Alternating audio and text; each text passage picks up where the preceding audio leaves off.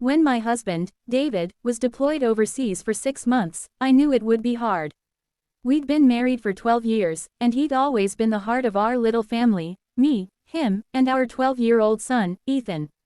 David was a military logistics officer, steady and strong, always the calm in our storms. His sudden departure left our home feeling emptier than I ever imagined. The first few weeks were rough. I tried to keep myself busy with work. I'm a middle school art teacher, and Ethan tried to stay strong, but I could tell he missed his dad deeply. At dinner, he'd sit quietly, pushing peas around his plate, pretending everything was fine. I'd catch him sneaking glances at his dad's empty chair. One evening, I walked past Ethan's room and heard muffled voices. I peeked in and saw him sitting on his bed, laptop open, talking to his dad through a video call. His small face lit up as they laughed about some inside joke.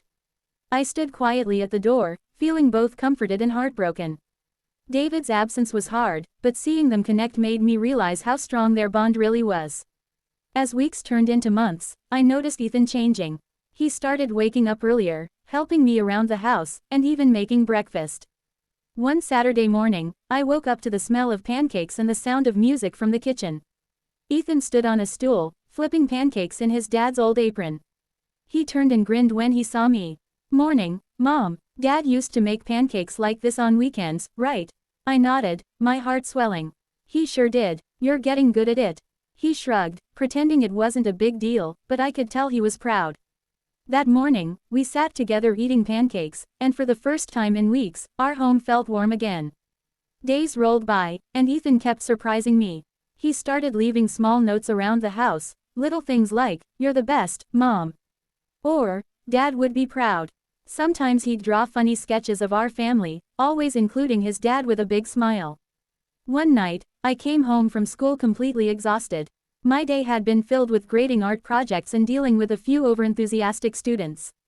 I opened the door and found the living room spotless, the laundry folded, the dishes done, and a small vase of daisies on the table. Ethan came out from the kitchen holding a plate of spaghetti. "I made dinner," he said shyly. "I thought you might be tired." I stared at him, tears instantly welling up. He was only 12, but in that moment, I saw so much of his father in him, thoughtful, dependable, loving. I hugged him tight and whispered, "You have no idea how much this means to me." After dinner, we sat on the couch, eating ice cream and watching an old family movie, Toy Story 3, the one Ethan always cried at when he was little. At one point, he turned to me and said softly, "Mom, I think I understand now why you and Dad always say love isn't just about saying it. It's about showing it." That night, I wrote to David and told him everything Ethan had done. He replied a few hours later, saying he cried reading it. "Tell our boy I'm proud beyond words," he wrote. Weeks later, we started a little tradition, Dad Days. Every Friday night, Ethan and I would do something David used to do with us, grilling, watching baseball, or building something in the garage. Ethan loved it. He said it helped him feel close to his dad. One Friday, while we were cleaning the garage, Ethan found an old wooden box that David had built years ago. Inside were old letters, photos, and keepsakes from when David and I were newly married. Ethan carefully looked through them, smiling at the old pictures of his dad in uniform and the ones of us on our wedding day. "Mom," he said, "you guys looked so happy." "We were," I replied, smiling. "And we still are, even when he's far away." That night, Ethan went to his room early.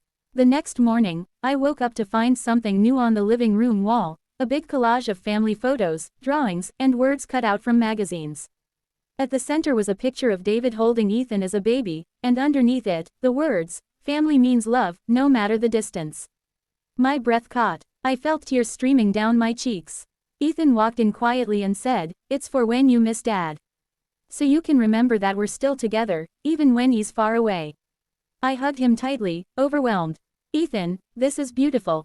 I wanted it to be a surprise," he said, his eyes shining. "Dad always says surprises make love stronger." From that day forward, that collage became our family's anchor.